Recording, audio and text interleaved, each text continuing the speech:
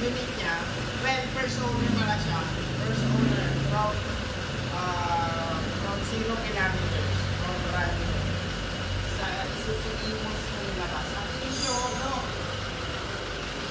At yung sinasabi, after 100,000 kilometers sa ayaw at sa gusto natin, magkakaroon tayo ng engine sa injector kasi yan lang ang lifespan niya, no? Umabot ng 6 at 6 yung oil. So, that's oil into fuel mix. Ngayon, may dalawang solution. Standard and alternative solution. Standard solution, as stated by Isuzu, papalitan lahat ng injectors. Ang alternative solution natin, Filipino solution, injector, rehabilitation. Napapanagal din namin. Same. Yung magiging performance ng standard tsaka alternative, ang hindi sila pareho, yung tatagal, yung repair, tsaka dun sa brand new. Iba kasi yung component ng brand new, lahat ng parts niya bago pa. Yung rehabilitation, nagpapalit lang tayo ng parts, especially yung mga gawa sa goma. Yan, pinapalitan lang natin siya para ma-receive ulit yung injector. Ayun o. Matataas na yung difference niya. Ang ganda ng opening ng EGR, functioning pa. So yun. 4.3. So mamaya magiging 5.6 yan. Pag naayos natin. Functioning din ang throttle. Lahat functioning. Maramang marumi to, palilinis natin. Okay na. Kita ko na, hindi ka rin ko. Maglo-low power talaga to.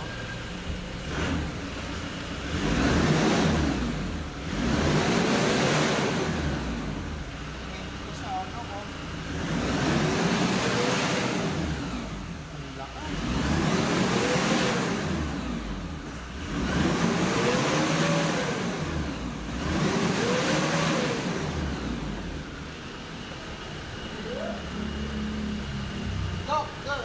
Yan na. Nangitim na dyan. Nagalit na sila sa atin. Nangitim na. Lakas ng usok niya. Dilim. Dilim ang pali.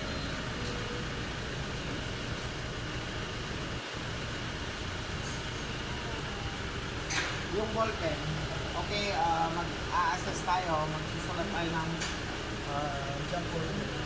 Post mo muna kung yung ballpen dito kayo.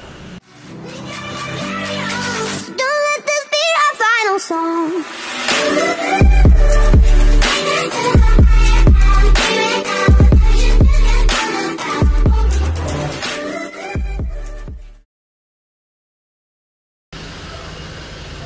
Sabi ko sa inyo, at 100,000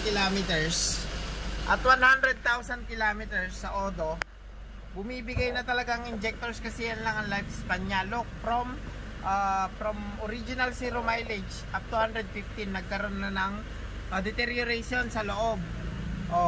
Sure ball yan na hindi na-adjust ang mileage niyan. This is the original seat cover. Hindi to original, supot yan. Look. Makinis. Sa brake. Sa walang gas-gas. Sa cambio. Wala pang punit. So that's original sa handbrake, wala pa. That's original mileage, hindi yan na-adjust.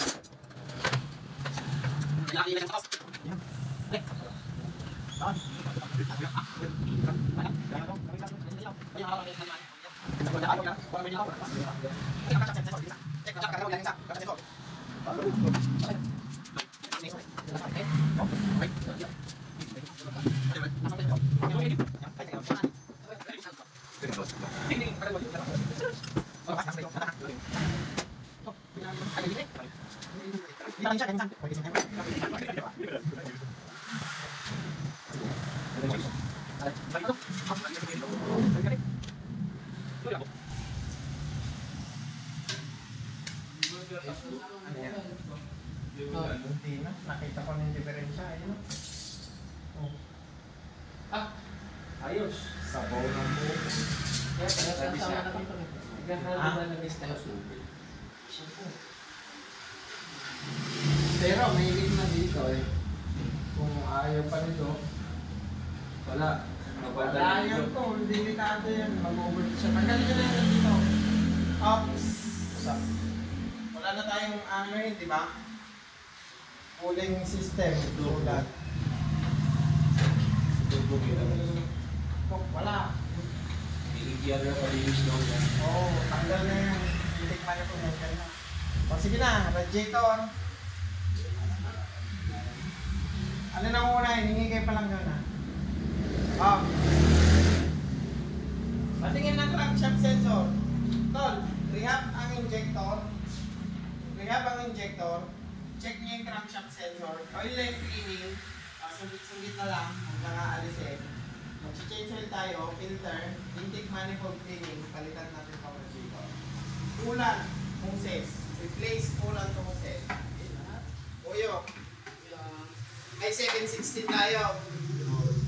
Lang yung malaki. Ulan to hoses. Same line. Tapos, dito. Ulan to hoses. 716. 716. 1.5 yan. Kasha. 716. Ilan? 5 feet? Yung sa bitur ko. Ha? 1.5 yan. Nadali nga ako sa kasa.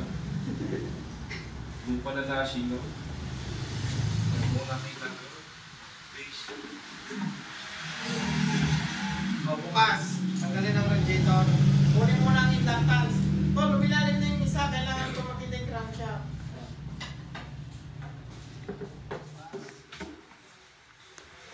Para sabi dito, nalagit dito. Bakit? Atras?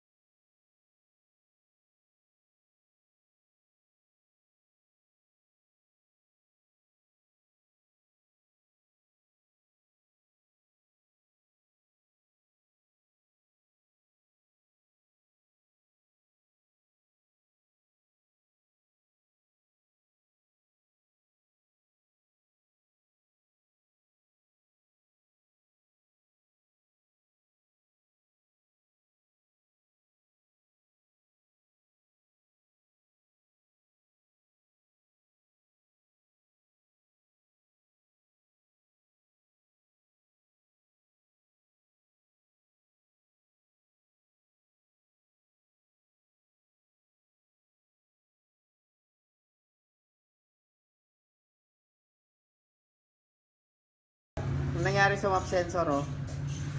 Oh, barado na siya ng carbon lodi. Kaya hindi niya na ma-sense yung tumatakbong pressure dyan. Isa yan sa cause ng low mass. Ito daw ko. Barado na siya. Tingnan mo, lapitan sa ilawan din. So ibig sabihin yan, ito yung electronic part niya sa loob. Pati sa loob niyan, barado na rin yan ng barado na rin yan ng carbon. Meron tayong alternative solution dyan kasi ito tigi 8,000 to eh. May alternative solution ako dyan, lilinisan ko yan. Pwede kong buksan to para malinisan sa loob tapos didikit ko. Kasi ang gamit lang na magpapas. May kakaibang color na dun sa injectors niya. So ibig sabihin, napalitan na to. Ang problema, baka mamaya ito pa yung nag-cause nung mix ng fuel tsaka oil. Damit mo, dumi-dumi na. Practice ano eh. Nagigit na makontak. Mas malakas yung buladas nito pagka kesa sa'yo kasi nagkagate eh. Pagkadiin mong gano'n. Baho niyan. Sunog.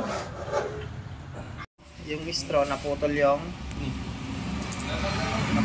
kanyang bracket. Papahinang natin yan. Okay, hinang. Oh. Ang nangyari oh. Matibay. Matibay yan. Matibay. Tinitesting mo naman yung pagkabaksak eh. Tambak ng merienda. Toro. Ulam. Halian. Ito pa.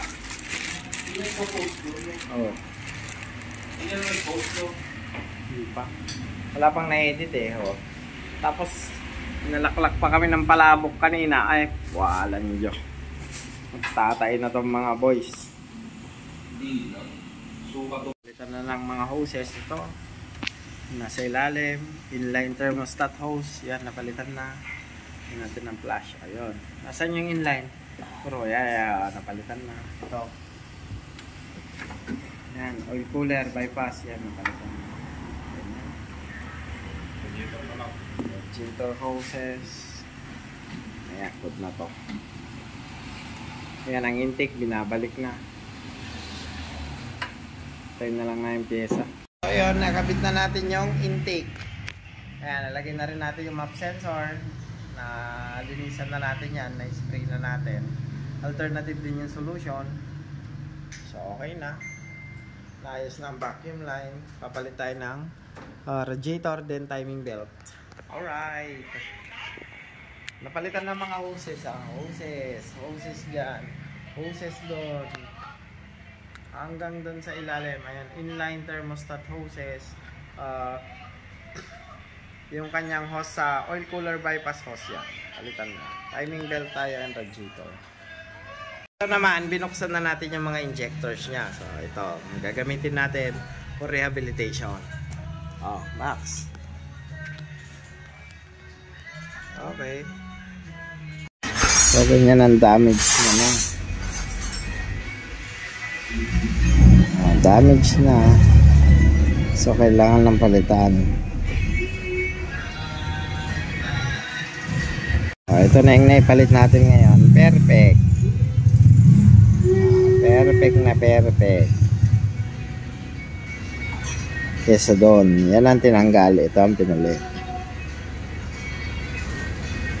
Okay, nakita nyo naman yung damage ng isang o-ring. Oh. Yan yung nag-cause ng mix. Okay na.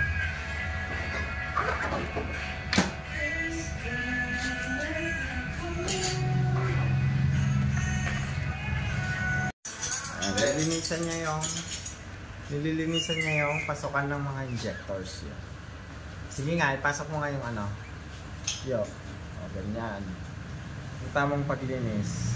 Okay. Ang butilog, maitim. Okay. Papalitan natin is oil temp sensor socket kasi wala na yung lock niya. Then, isang injector socket kasi putol na yung lock niya. Dapat ganito.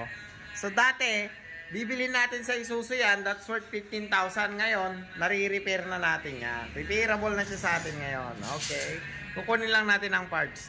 Kung nasa yan, yung isa may lock. Turo mo yung lock. Yan. O, sige, balik mo na. Tanggalin mo na yan.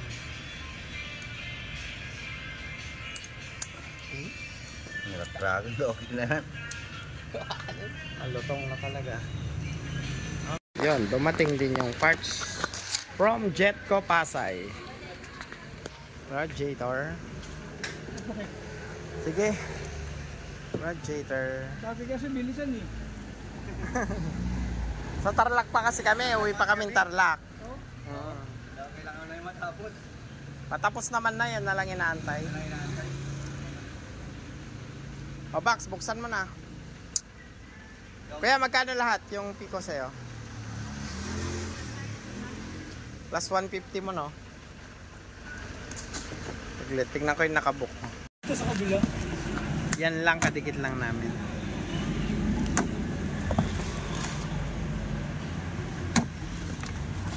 Yun. Thank you. Okay, radiator hose. Sealant. Okay, good. Tensioner. Pakita mo yung tensioner. Yun, brand new. Ayan. Ito magkasama. Ito, kay Allison. Yan, kay Allison. Ang GM Motors na original na. Oh, upper and lower. Radiator. Sealant. Kailangan talaga isa-isahin. Ano? Ito. Ito. Top cover oil seal. Injector o-ring. Big and small. Cover washer. Top cover gasket. Oil filter. Ito yung kay Sir Bossing ko, Allison. Speed sensor. Yan, 7.5. Original without warranty.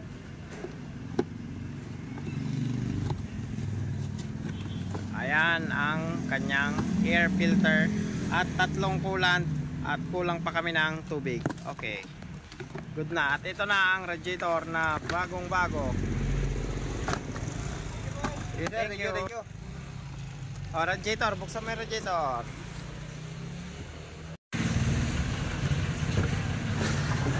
Yun ang bagong radiator. Walang leak. Alright. So ito yung guys, kakabit natin yung bagong tensioner. Tsaka kasama na rin pati yung brand new belt, timing belt. So yun, ikakabit na guys.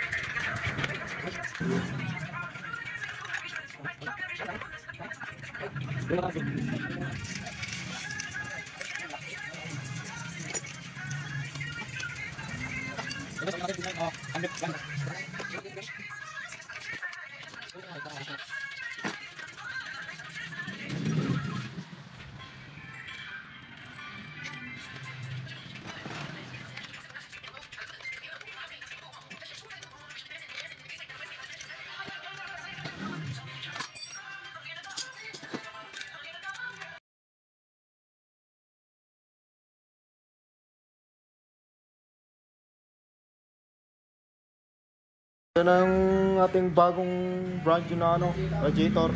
Tsaka nilagay na natin ng mga bagong hose. Tsaka radiator hose.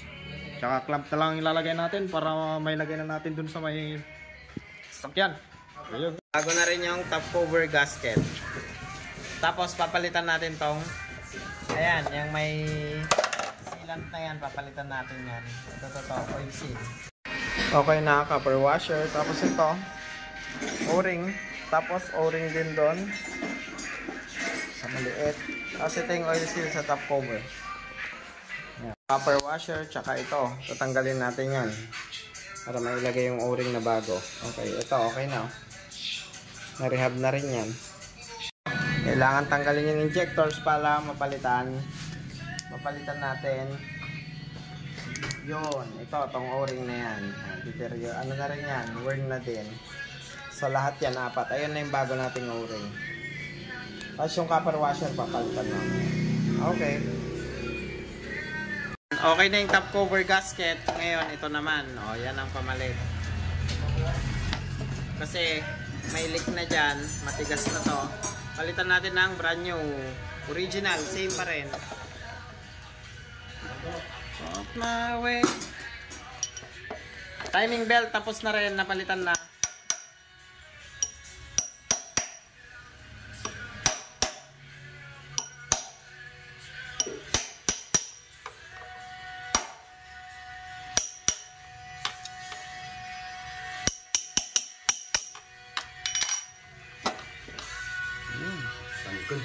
Matigas na talaga yan. From brand new pa yan. O, pasok mo dun yung pinagtanggalan. Yeah. Okay. Coolant. 50-50. Sa bagong radiator.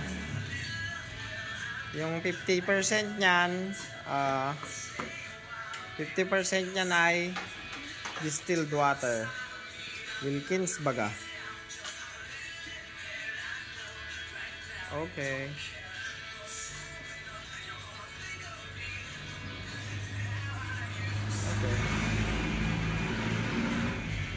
Oil filter, magpapalit din tayo. Filtering. Brand new. Ito.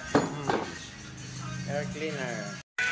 Wilkins, yung kakulangan ng 3 litro. Okay. So, okay na ang copper washer. O-ring doon. O-ring sa gitna. Ito na mga pinagpalitan natin. Okay. Yun, bumalik na po ang injectors. So, okay na. Alright.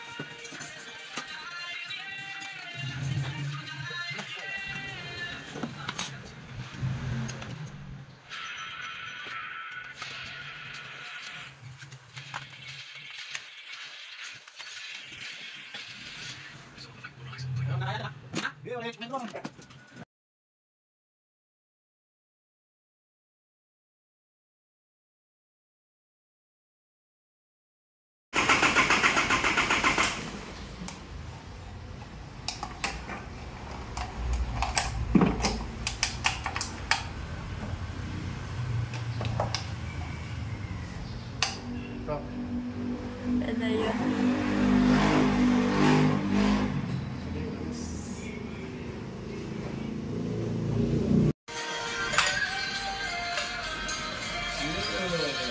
With revitalized nanotechnology.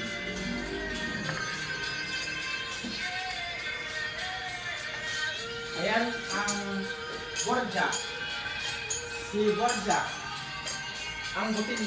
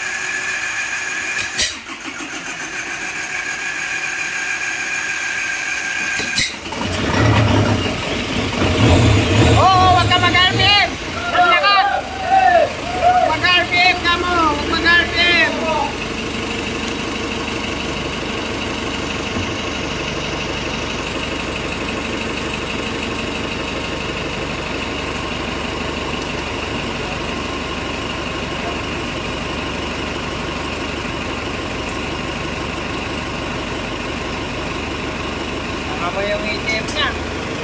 Ay amoy. Amoy sunog. Amoy sunog.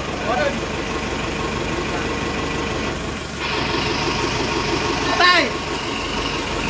Okay! Okay. Ilagay mo na. Oh, di pa na-start ako. Huwag na mo, matire-tire mo. Lagay mo na. Tapos lagay mo ng ATM. Pwede naman.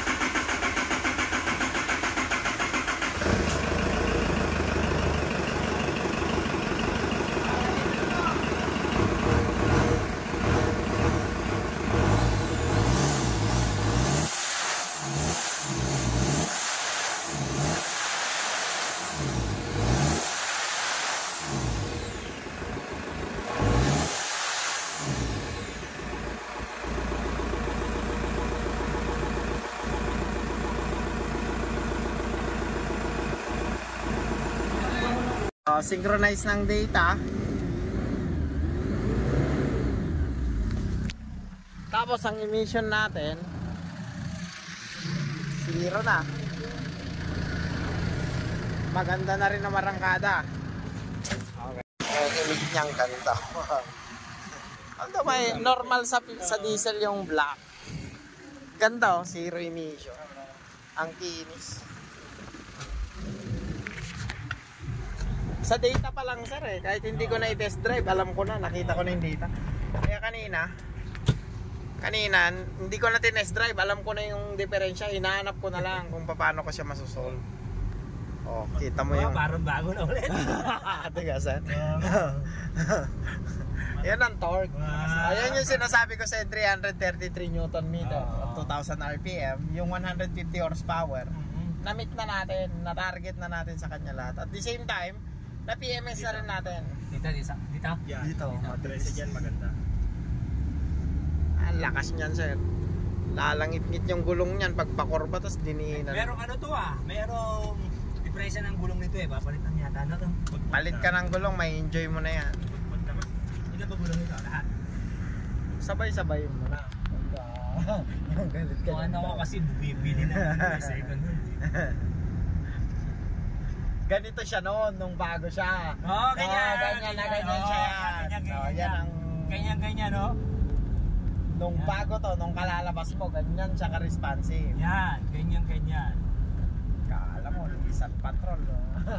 Cruiser yun. Pag nagka-Asia talaga to, masalimuot. Pagka hindi aware, yung tatarget niyan, hindi makukuha. Masa ko na. Pero yung ano sir, yung injectors niya, tatagal naman. Tatagal naman yan, sir. Yung kay Allison, sir. Ako nag-service noon. Same din. Kung bibili kasi tayo, sir, mag-aantay pa tayo ng buwan. Oo, Kung brand new. Ang mahal, sir, 38 na ngayon. Dati 20 plus lang, 25 dati. Ano po yung ano? Isang piraso, sir. So, ang laki ng konsumo mo. Pero alam ko dati sir, pinalitan po yan. Isa. Ang isa May pinalitan siyang isa. Ito, na-video ko. Pagka inano ko, sir, pinost ko, i-ano ko kayo doon. Oh, ayos ah. Ubong talaga yan, ha. Mag-ship yan. May ship pa yan. Ano, kailangan apakan ulit. Ayan mo lang, pag Bitawan mo binitawan kung mo, kailangan mag-ship na yan. At hindi bitawan. Hindi, pitawan niya ko. Pagka bitawan mo, over-rev ka kasi, kaya talagang ibibigay niya yung ano mo. Galing, galing. Ganyan na ganyan siya. PPMS yan, makikita nyo, yun doon sa list ko, sir, sa video makikita nyo doon. Tulin nga. Naka second gear ka eh. Ay, second ba? Ayan, drive ka. Gawa ng tunghos. Hindi talaga siya mag-ship. Tulin nga, Lloyd. Tulin nga. Pwede na. Don't let this be our final song.